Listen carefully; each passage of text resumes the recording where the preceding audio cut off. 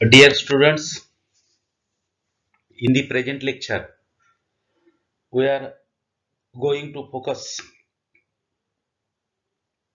company audit, in which we are going to discuss upon qualification of company auditor, that is educational qualification, disqualification of company auditor, remuneration of company auditor, and removal of company auditor. या भागामध्ये आपण company ऑडिटरची शैक्षणिक पात्रता काय, company auditor अपात्र कधी समजला जाईल शैक्षणिक दृष्ट्या, कंपनीच्या ऑडिटरचा रेम्युनरेशन म्हणजे मोबदला कोण ठरवतं, आणि कंपनी ऑडिटरला रिमूव्हल म्हणजे कामावरून कमी कोण करतं, याविषयी आपण चर्चा करणार आहोत. Section 141 of the Companies Act 2013 prescribes the qualifications and disqualification of the company auditor or auditors. Section 141 company कायदा 213 नुसार कंपनी ऑडिटरचं क्वालिफिकेशन किंवा डिस्क्वालिफिकेशन काय असावं याच्या तरतुदी दिलेल्या आहेत. पहिल्यांदा आपण बघणार आहे qualifications of auditor. According to section 141 clause 2 of the Act, only a qualified chartered accountant within the meaning of Chartered Accountant Act 1949 can be appointed as an auditor of the company. अतिशय महत्वाचं, कंपनीच्या बाबतीमध्ये कंपनीच्या बाबतीमध्ये chartered accountant act 1949 नुसार जी व्यक्ती chartered accountant झालेली आहे अशाच व्यक्तींना कंपनीचं ऑडिटर म्हणून म्हणजे ती शैक्षणिक पात्रता समजली आहे. If the chartered accountant is holding A certificate of practice and practicing his individual capacity, he may be appointed as an auditor only as an auditor. म्हणजे जी व्यक्ती चार्टर्ड अकाउंटंट शैक्षणिक क्वालिफिकेशन आहे त्यानंतर प्रॅक्टिसचं सर्टिफिकेट जिच्याकडे आहे अशा व्यक्तीलाच कंपनीचं ऑडिटर म्हणून काम करता येईल. It is further provided that partnership firm, भागीदारी संस्था म्हणजे दोन किंवा दोनपेक्षा जास्त भागीदार एकत्र येऊन संस्था स्थापन करतात व्यवसायाच्या उद्देशाने.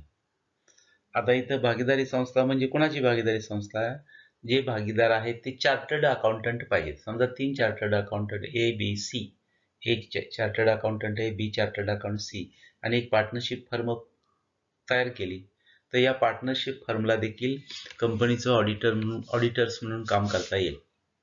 It is further provided a partnership firm where majority of the partners practicing in India are qualified for appointment as the auditor may be appointed by its firm name, फर्मच्या नावानं अपॉइंटमेंट होईल to be the auditor of a company. In such case, any partner so practicing may act in the name of the firm. फर्मच्या नावानं partnership firm chartered अकाउंटंटची असेल तर त्या partnership फर्मचा आपण ऑडिटर म्हणून नियुक्ती करू शकतो. Limited Liability Partnership LLP firm can be appointed as an auditor of the company, but only chartered accountant partners are authorized to act and sign on behalf of the firm. म्हणजे एक limited liability partnership form झाले असेल आणि त्यामध्ये chartered accountant नाच फक्त auditor म्हणून नेमता येईल किंवा त्या फर्मच्या नावाने काम करता येईल आणि ते ऑथराइज्ड सिग्नेचर ऑथॉरिटी असेल. आता आपण असं विचारलं की म्हणजे पहिला भाग चर्चेला घेतला क्वालिफिकेशन्स ऑफ कंपनी ऑडिटर. यातून आपल्या दोन तीन गोष्टी लक्षात आल्या. एक, ती व्यक्ती चार्टर्ड अकाउंटंट पाहिजे, त्याचं सर्टिफिकेट प्रॅक्टिसिंग करण्याचं पाहिजे, नंतर पार्टनरशिप फर्म बी चालेल, लिमिटेड लायबिलिटी पार्टनरशिप फर्म चालेल. हे झालं क्वालिफिकेशन. सेकंड फ्रेज, दुसरी बाजू डिस्क्वालिफिकेशन ऑफ ऑडिट. कुणाला कंपनीचं ऑडिटर म्हणून काम करता येणार नाही. आता आपण पहिले 141 क्लॉज 2, आता हे क्वालिफिकेशन आहे. 141 क्लॉज 3 हे डिस्क्वालिफिकेशन आहे. According to section 141 clause 3 of the Companies Act 2013, the following persons are not qualified for appointment as an auditor of a company. जे पुढे दाखवलेल्या व्यक्ती यांना कंपनीचं ऑडिटर म्हणून काम करता येणार नाही. म्हणजे they are not eligible to work as a company auditor, so that is termed as disqualification. 1. The auditing service is considered to be personal. हे ऑडिटिंग सर्व्हिस ही पर्सनल सर्व्हिस आहे, क्लायंट बेस्ड आहे, customised service आहे. Therefore, a body of corporate body other than LLP registered under Limited Liability Partnership Act 2008 cannot be appointed as auditor. थोडक्यात a body of corporate body ला company auditor म्हणून काम करता येणार नाही. An officer or employee of the company, कंपनीचा कोणताही कर्मचारी किंवा अधिकारी यांना कंपनीचं ऑडिटर म्हणून काम करता येणार नाही. ऑफिसर म्हणजे कोण? डायरेक्टर, मॅनेजर, की managerial personnel. A person who is indebted to the company in excess of ₹5 lakh. एखादी व्यक्ती कंपनीला 5 लाख किंवा त्यापेक्षा जास्त देणं आहे, अशा व्यक्तीला पण ऑडिटर म्हणून काम करता येणार नाही कंपनीच. म्हणजे इथं 3 मुद्दे पाहिले. पहिला कॉर्पोरेट बॉडी, दूसरा पहिला ऑफिसर और एम्प्लॉई ऑफ द कंपनी, तीसरा पहिला इंडेप्टेड पर्सन. चौथा मुद्दा, a person who has given guarantee or security to the company in relation to the indebtedness of third person for a sum exceeding ₹1 lakh. एखाद्या व्यक्तीनं third व्यक्तीसाठी guarantee दिली लाख रुपये जास्त रकमेसाठी कंपनीला, म्हणजे गॅरंटर म्हणून काम केलं, तर अशा व्यक्तीला देखील जरी तो क्वालिफाईड असला तरी कंपनी ऑडिटर म्हणून काम करता येणार नाही. A person holding any security of the company carrying a voting right cannot be appointed as auditor. म्हणजे थोडक्यात मेंबर्स की एका कंपनीची सिक्युरिटी घेतली किंवा आणि त्यांना वोटिंग राईट असेल, तर अशा व्यक्तीला देखील कंपनीचं ऑडिटर म्हणून काम करता येणार नाही. This provision came into effect since December 2001. ही 2001 पासून आलेली तरतूद आहे. Any persons who appoint will result in the person being auditor of the more than 20 companies. की 20 पेक्षा जादा कंपनीचं ऑडिटर म्हणून एखादी फर्म किंवा व्यक्तीनं काम करू नये. त्याच्यापेक्षा जास्त 20 पेक्षा जास्त आपली कंपनी 21वी असेल तर ती व्यक्ती डिस्क्वालिफाईड होईल. A person who has been convicted by a court of an offence involving fraud and a period of 10 years has not elapsed from the date of such conviction याचा अर्थ काय की एखाद्या व्यक्तीला गुन्ह्यामध्ये शिक्षा झालेली आहे, ऑफेन्स झाला होता, त्यामुळे शिक्षा झाली, फ्रॉड संदर्भात असेल, शिक्षा ही 10 वर्ष झाल्यानंतर त्याचा पिरियड संपला नसेल, तर अशा व्यक्तीला ऑडिटर म्हणून काम करता येत नाही. म्हणजे थोडक्यात कोणाला ऑडिटर म्हणून काम करता येणार नाही? कॉर्पोरेट बॉडी, एम्प्लॉई और ऑफिसर ऑफ द कंपनी, नंतर indebted person more than 5 lakh, नंतर ज्या व्यक्तीनं दुसऱ्यासाठी गॅरंटी म्हणून 1 लाखापेक्षा जास्त दिली अशी व्यक्ती, किंवा कंपनीची सिक्युरिटी ज्यांना वोटिंग राईट आहे अशी व्यक्ती, जर एखादी फर्म किंवा 20 पेक्षा जादा कंपन्यांसाठी काम करत असेल सीए म्हणून किंवा ऑडिटर म्हणून, तर अशा व्यक्ती डिस्क्वालिफाईड आहेत. किंवा एखादी व्यक्ती ऑफेन्समध्ये असेल तर अशा व्यक्ती डिस्क्वालिफाईड आहेत. म्हणजे 2 पार्ट आपण डिस्कस केले. यामध्ये आणखी असं म्हटलेलं आहे, section 144 of the companies act 2013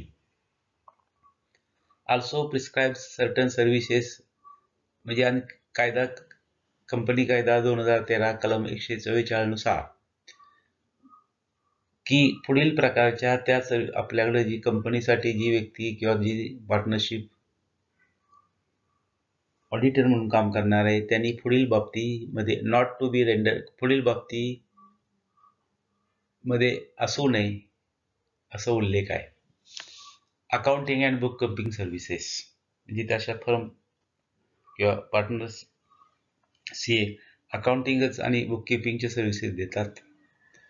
internal audit, investment advisory services and banking services, management services, designing and implementing any financial information system, any other kind of services as may be prescribed, rendering of out of sources financial services, actuarial science services. अशा सर्व्हिसेसमध्ये engage नसणाऱ्या संस्थेला म्हणजे भागीदारी संस्थेला किंवा व्यक्तीलाच company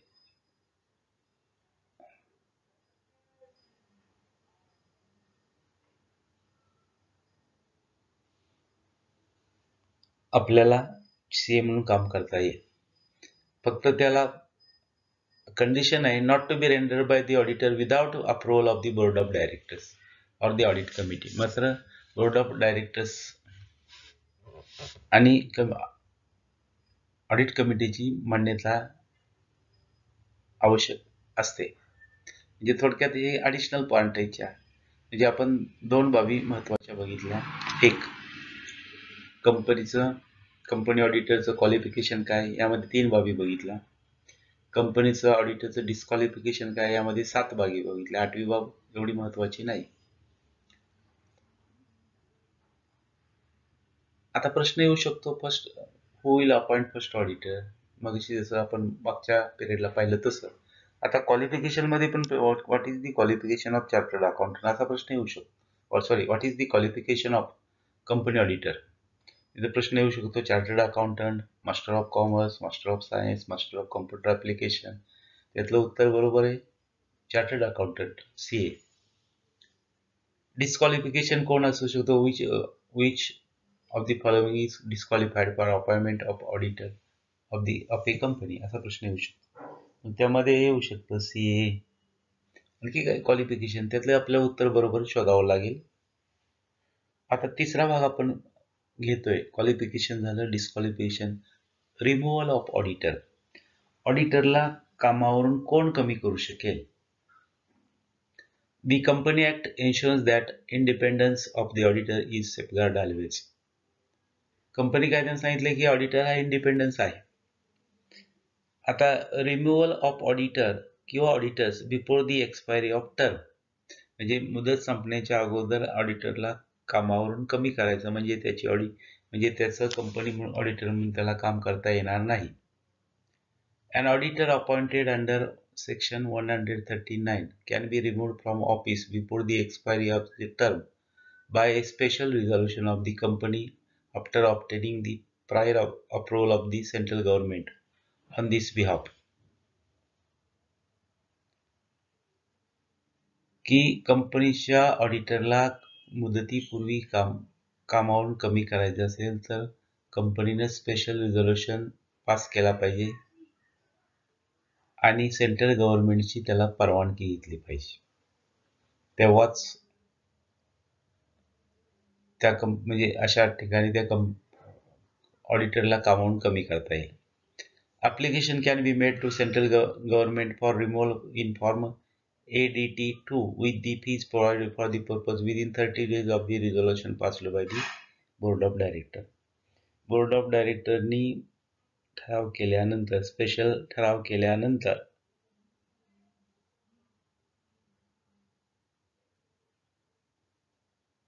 आता हे पहिलं झालं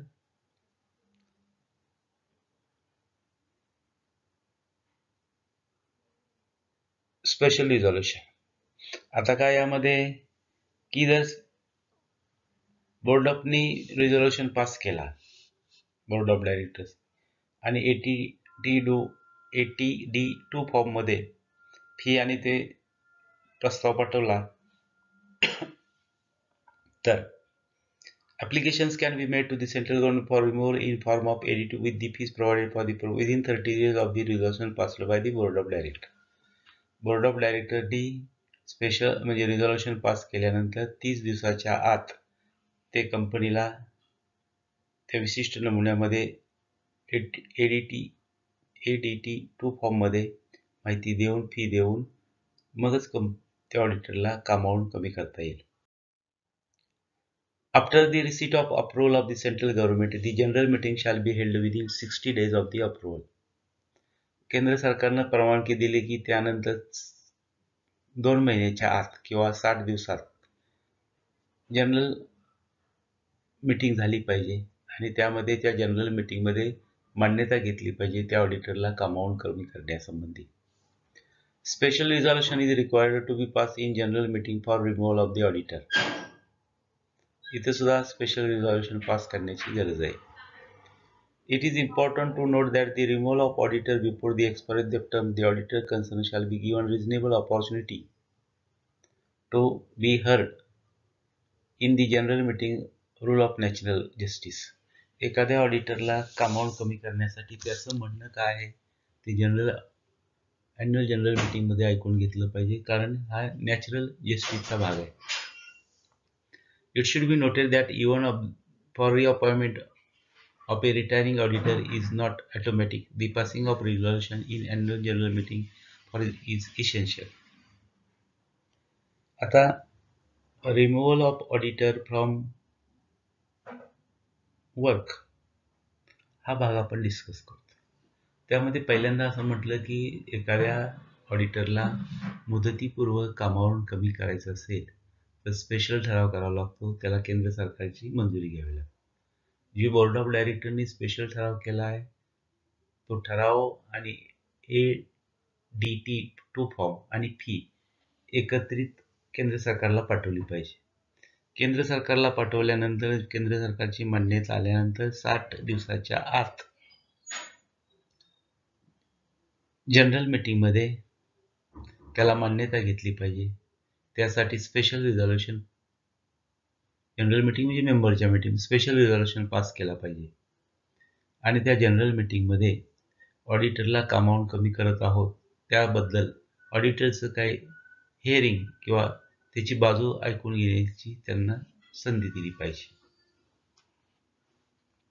इव्हन म्हणजे जरी रिअपॉइंटमेंट करायची असेल तरी ॲन्युअल जनरल मीटिंगमध्ये ठराव होणं आवश्यक आहे. आता हा झाला ए पार्ट. पहिला पार्ट झाला बिफोर एक्सपायरी ऑफ टाईम. आता आपण दुसरा पार्ट घेतोय removal of auditor or auditors after the expiry of term. म्हणजे आता मुदत संपल्यानंतर काय. If the company decide not to reappoint the existing auditor, the following procedure is to be followed. तर आता समजा एखाद्या ऑडिटरची मुदत संपली आणि त्यांना रिअपॉइंट करायचं असं नाही ठरवलं तर पुढील प्रोसिजर आहे स्पेशल नोटीस. पहा, त्या ऑडिटरला the shareholders who intends to remove the auditor shall give 14 days notice, that is called as special notice, to the company informing his intention to remove the auditor by passing the resolution in general meeting. की मेंबरला देखील notice देता येते कंपनीला 14 दिवस अगोदर आणि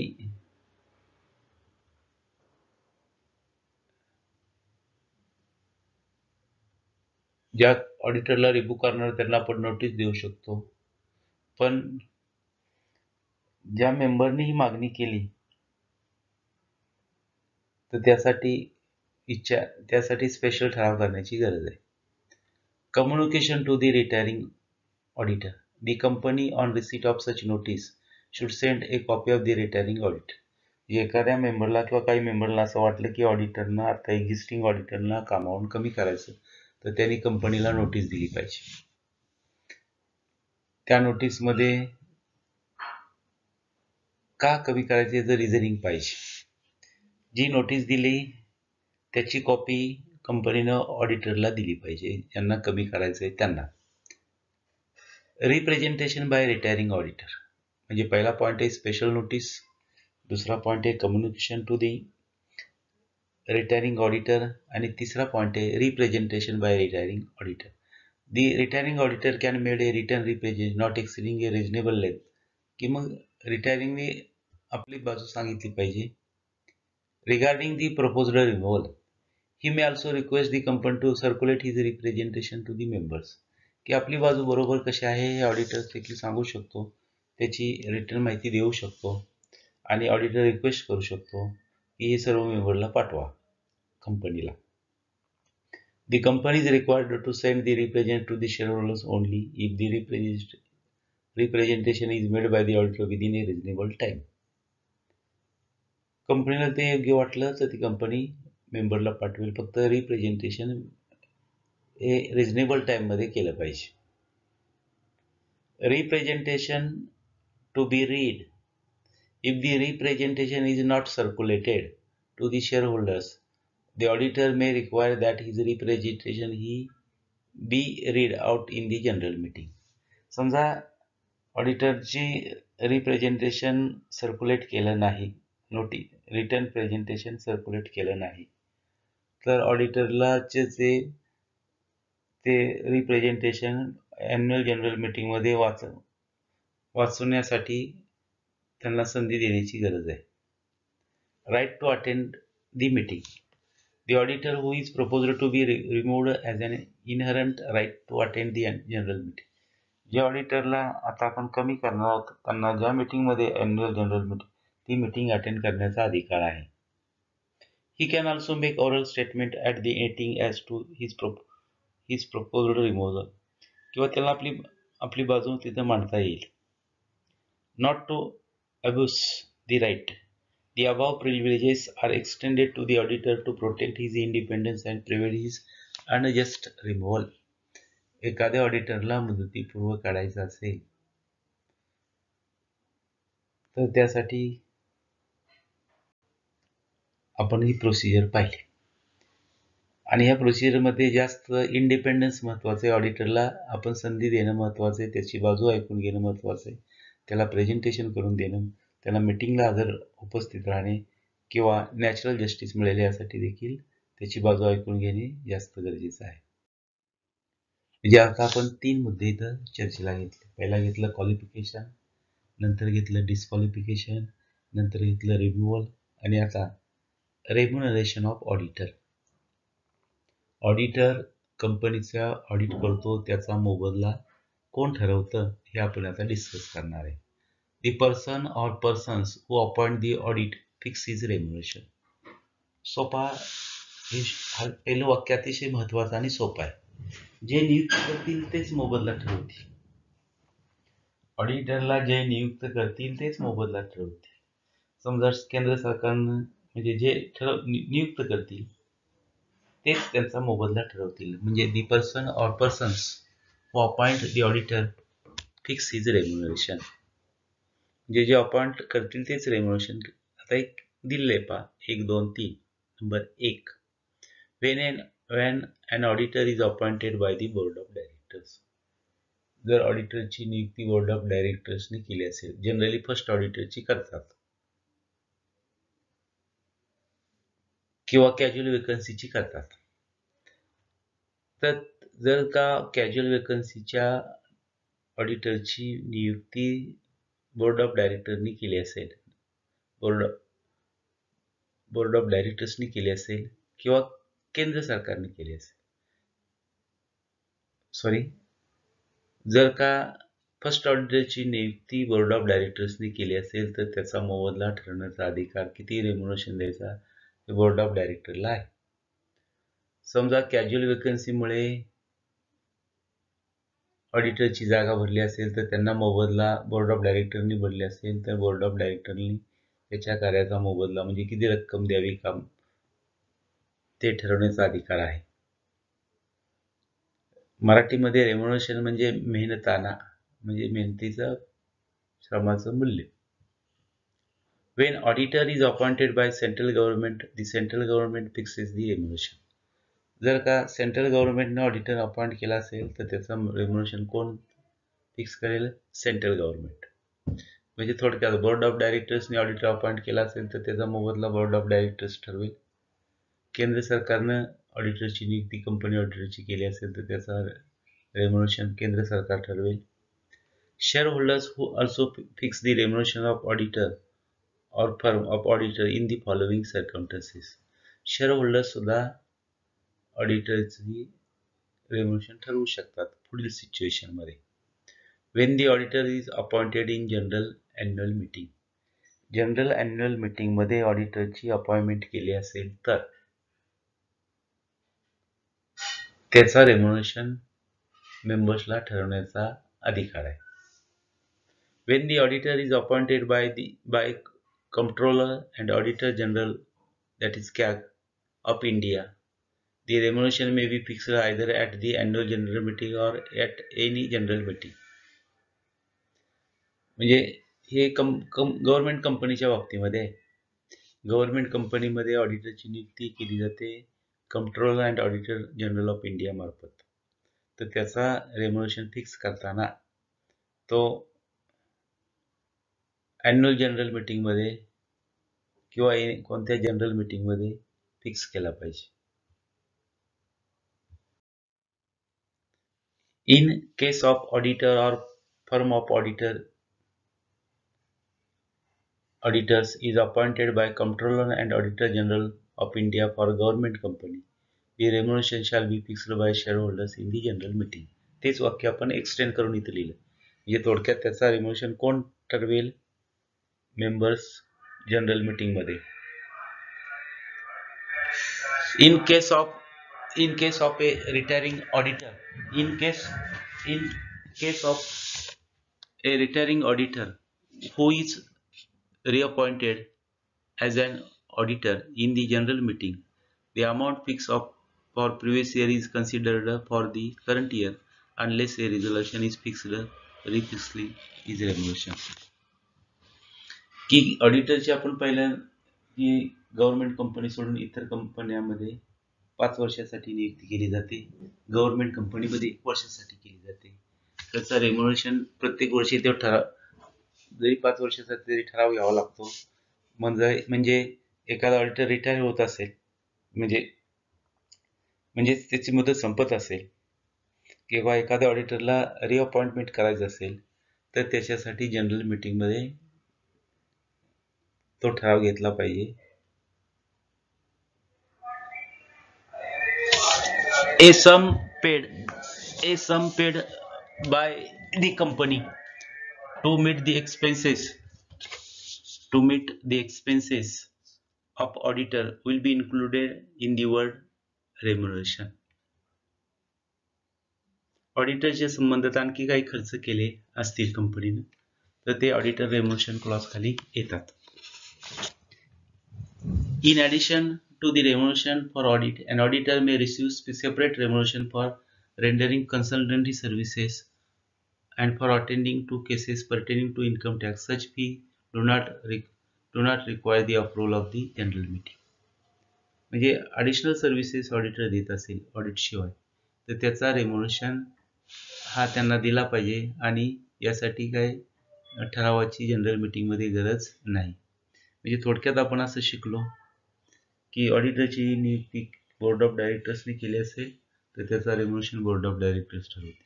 ऑडिटरची नियुक्ती केंद्र सरकारने केली असेल तर त्याचा रेम्युनरेशन केंद्र सरकार ठरवेल. ऑडिटरची नियुक्ती ॲन्युअल जनरल मीटिंगमध्ये झाली असेल तर त्याचा रेम्युनरेशन मेंबर्स ठरवतील. अशा रीतीनं आपण हा पार्ट इथं डिस्कस केला. म्हणजे आजच्या लेक्चरमध्ये आपण 4 मुद्दे पाहिले कंपनीच्या बाबतीमध्ये. म्हणजे कंपनी ऑडिटरच्या बाबतीमध्ये 1. कंपनी ऑडिटरचं क्वालिफिकेशन काय. 2. कंपनी ऑडिटरचं डिस्क्वालिफिकेशन काय. 3. कंपनी ऑडिटरचं रिमूव्हल कसं असतं म्हणजे अमाऊंट आणि कंपनी ऑडिटरचा मोबदला कोण ठरवतं. म्हणजे एवढ्या 4 बाबी आपण या लेक्चरमध्ये घेतल्या. अशा रीतीनं आपण कंपनी ऑडिटवर 2 लेक्चर घेतली. अजून काही लेक्चर्स घेणार आहे आणि मग आपला हा युनिट संपेल. तत्पूर्वी परत एकदा सांगतो की आपली MCQ टाईप क्वेश्चन पेपर होईल. याच्यावर MCQ टाईप क्वेश्चन्स विचारले जातील. त्या दृष्टीने आपली प्रिपरेशन झालं पाहिजे. Thank you for kindly listening.